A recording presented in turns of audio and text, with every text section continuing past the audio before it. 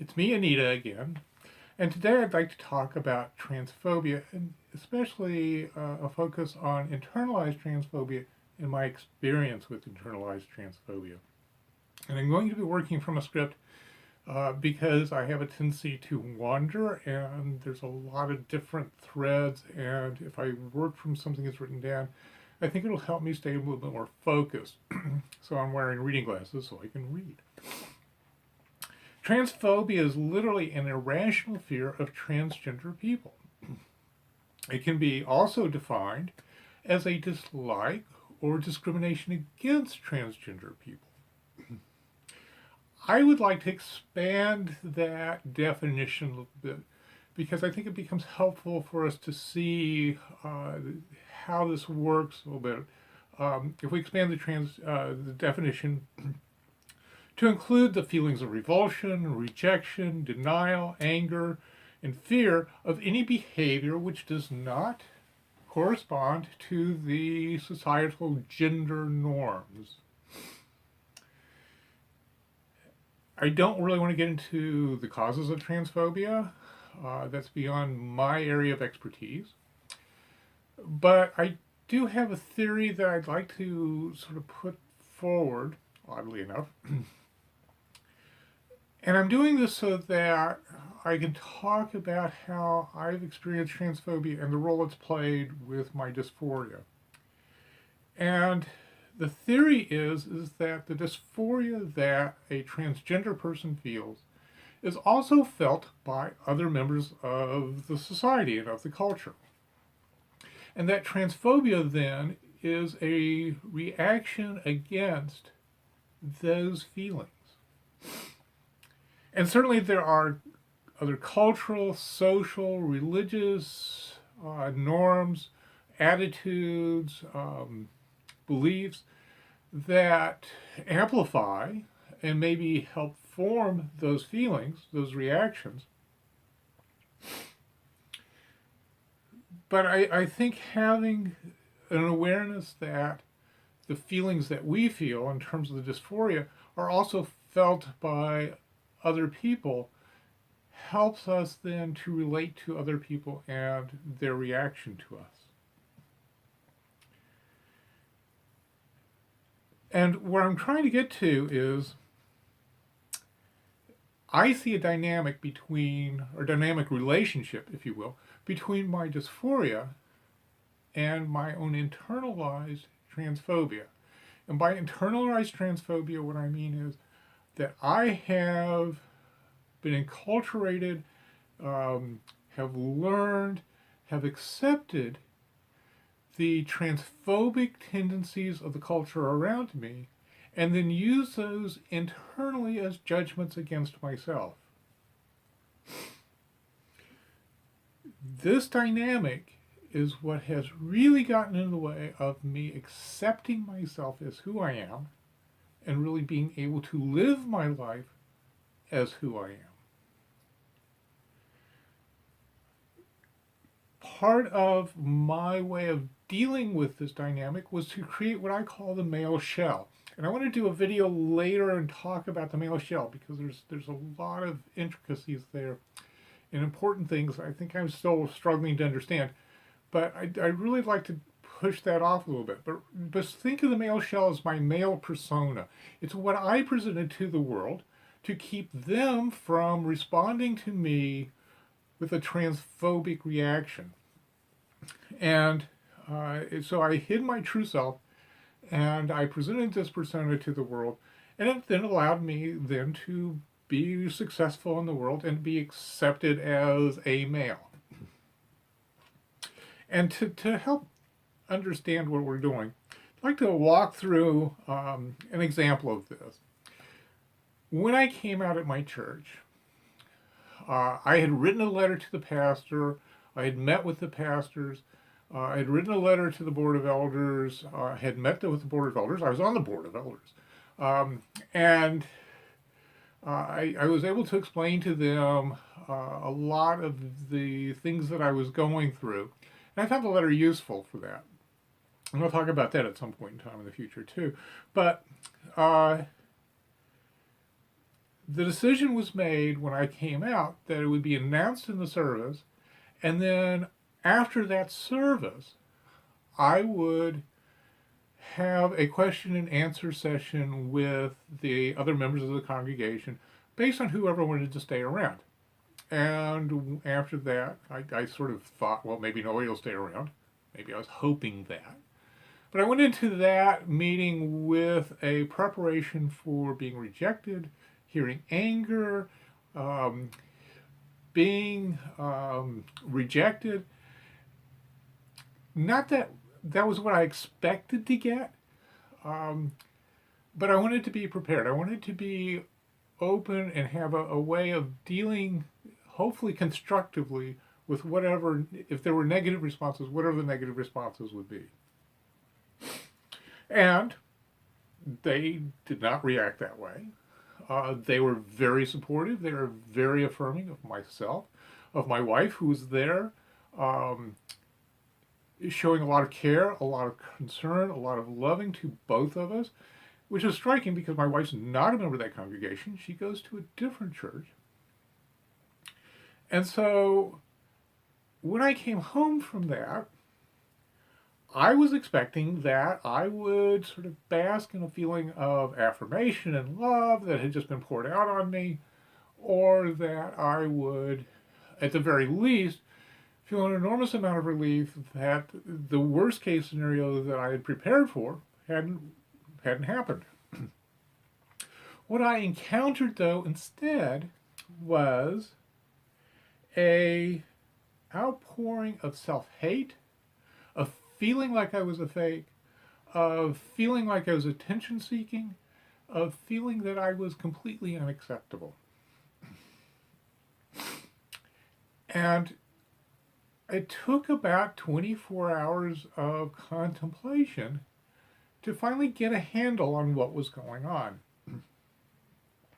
And basically, what I decided was, or what I determined was, is that all these negative feelings that I had built up inside of myself from my own internalized transphobia had been sort of shielded from me by the male shell.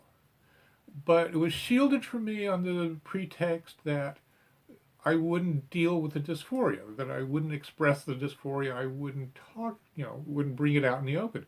And when I brought it out in the open and talked openly about how I felt in the congregation as a whole,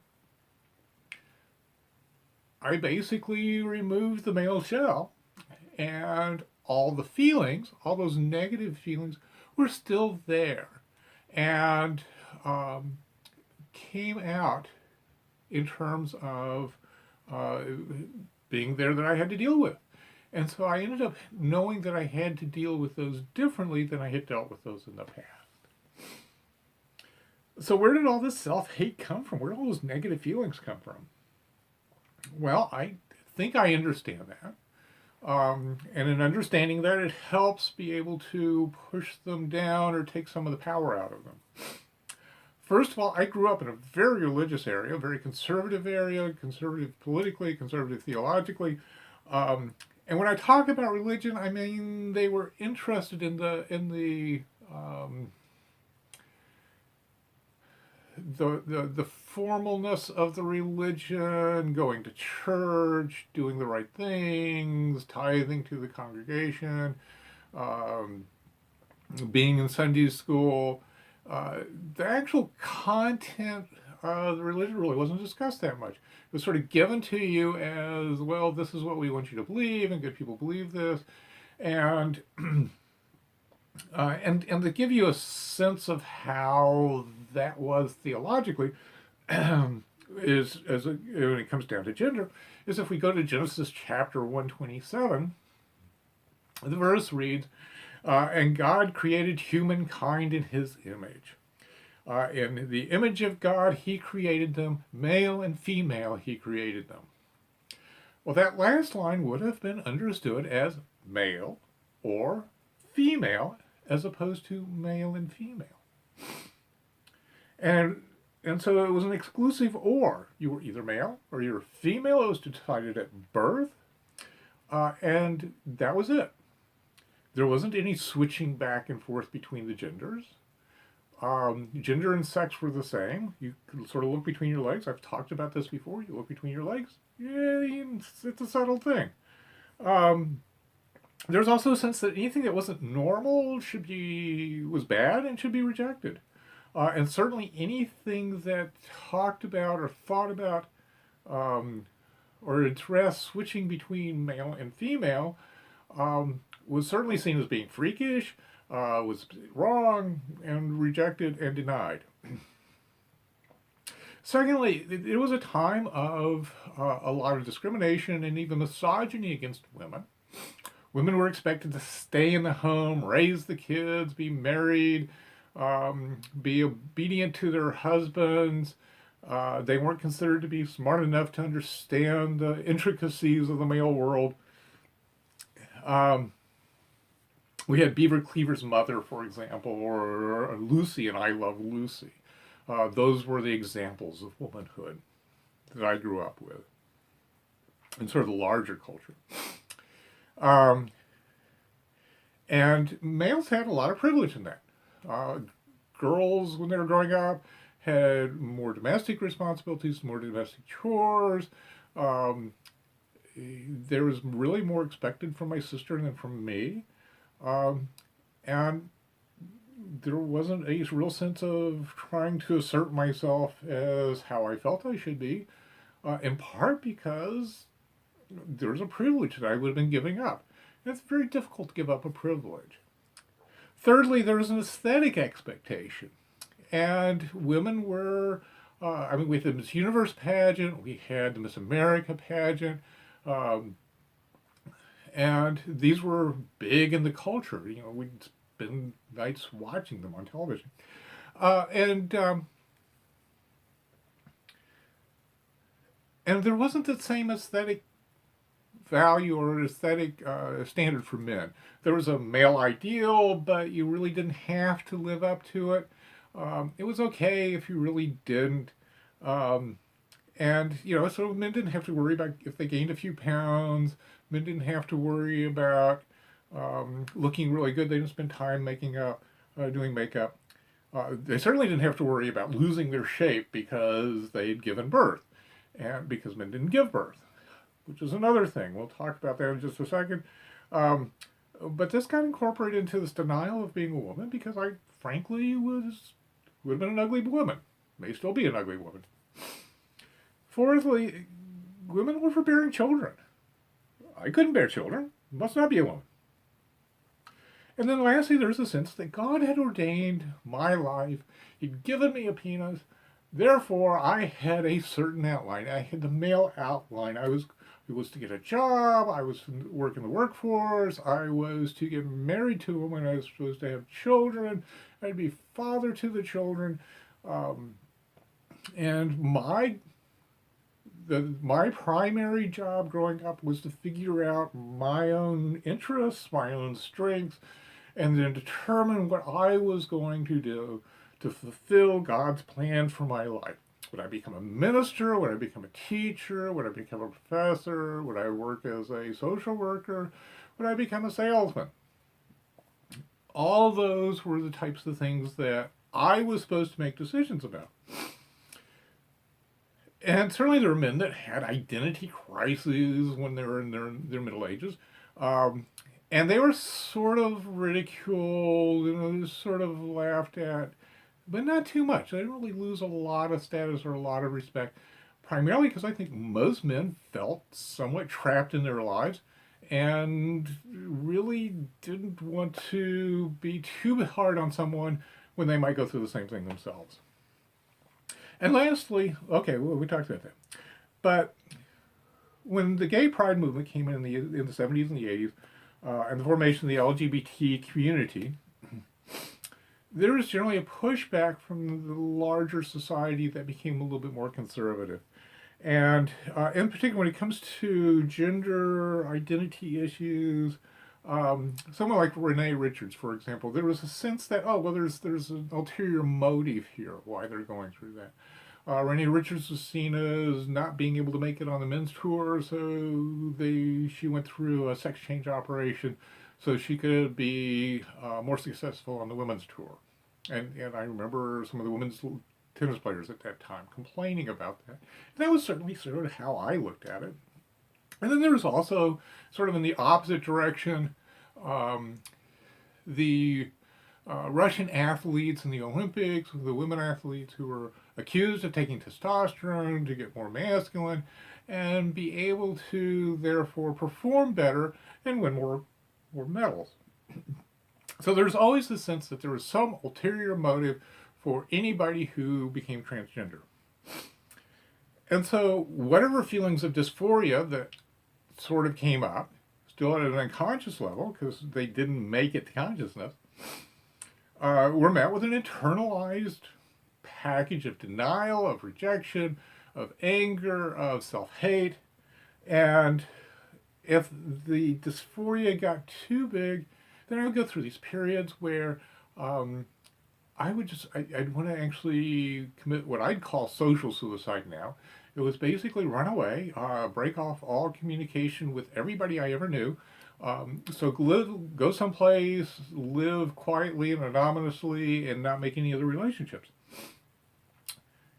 Go live in a cave in southern New Mexico was one of the fantasies that I had. And then there were also periods where I'd get really angry, and I'd sort of blow up and I'd let off a lot of steam. But those were sort of isolated things, and once the dysphoria got back under sort of wraps again, then I would go back to the sort of male persona and try to avoid those feelings as much as possible. And then as time goes on and the culture changes, and there's more information about transgender people. There's more information about the difference between gender and sex. And there is a sense of being able to accept people. The external pressure to block the feelings of dysphoria start falling down. And so I started being able to get in touch with some of those feelings of dysphoria, mostly early on in terms of fantasies.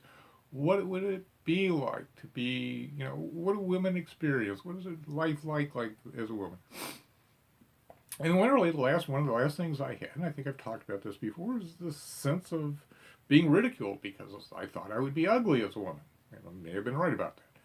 But the important point is that when I finally went, it doesn't matter, that was when I could finally ask the question, am I transgender? But just because I was more in touch with the dysphoria doesn't mean that the feelings of transphobia went away. It changed the dynamic, though.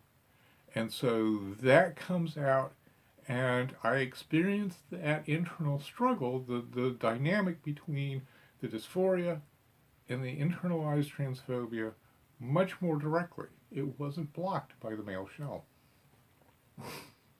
And so I'd like to just kind of summarize this and then close this video. The dynamic really is this, that as I developed feelings of dysphoria and became more aware of those, they were judged or responded to internally by the attitudes that I had gotten from the external society.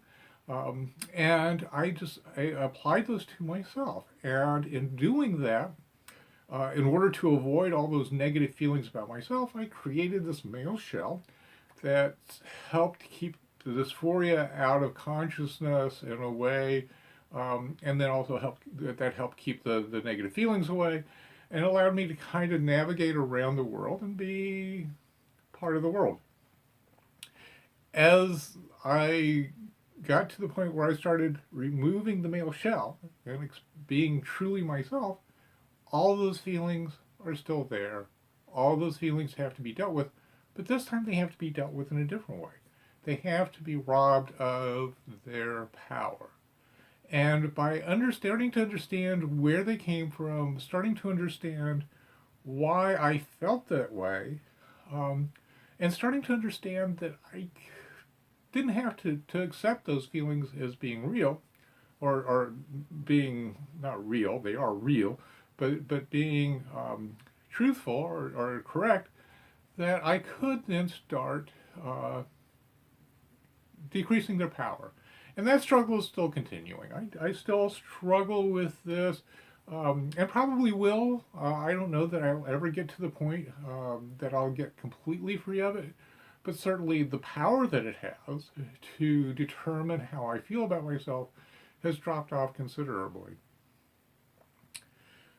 In the next video, I want to continue this discussion of transphobia, but I really would like to talk about it from a little bit more of a theological perspective.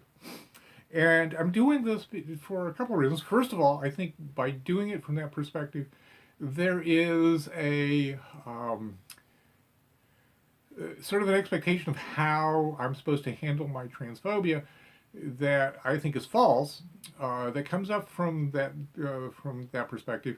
And I think I can help understand why it's false and how we can look at our relationship to God as showing that it's false. The other thing is, I know a lot of people who are transphobia and frankly members of the LGBT community are, a lot of people who are transgender, not transphobia, sorry, are struggling with their relationship to God because the religion that they inherited, that they participate in, that they feel is meaningful to them, is rejecting of them. And what I'd like to do is talk a little bit about the role of theology and help people hopefully find a way of maintaining the relationship with God and at the same time truly being who they are. So thank you very much for watching. Please subscribe if you haven't. You can click on the picture that'll appear somewhere along in there. And that way you'll get notice of the updates. I'm not updating on a regular basis. I'd like to get to kind of every 2 weeks, but that's just runs into a lot of problems, and it hasn't happened. So anyway, thank you again for watching, and I hope this has been helpful.